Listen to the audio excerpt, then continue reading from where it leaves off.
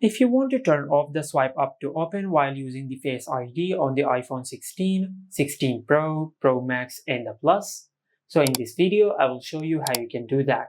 First of all, just open the Shortcuts app on your iPhone. For that, just open the app library and in the search bar just search this. Then open the Shortcuts app. Under the library section, just tap on the plus icon and in the search bar just search this.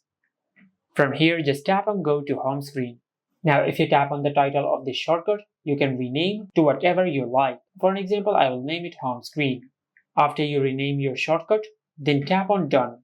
From here, just go to your home screen and open Settings. In Settings, just tap on Action button. And from here, just swipe to the right or to the left side and open the Shortcuts app. After you select Shortcut, then tap on Choose a Shortcut. Under the My Shortcuts section, just select the shortcut which we have created.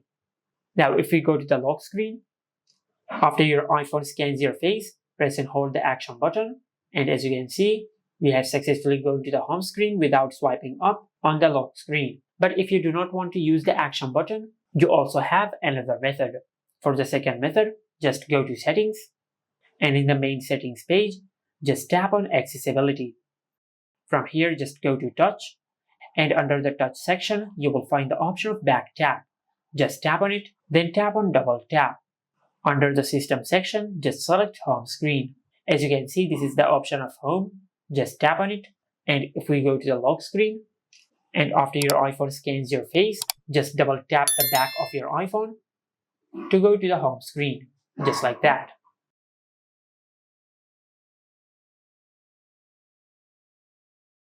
And this is how you can remove the swipe up to open with Face ID on the iPhone 16, 16 Pro, Pro Max and the Plus. Make sure to like, comment and subscribe. Thank you for watching.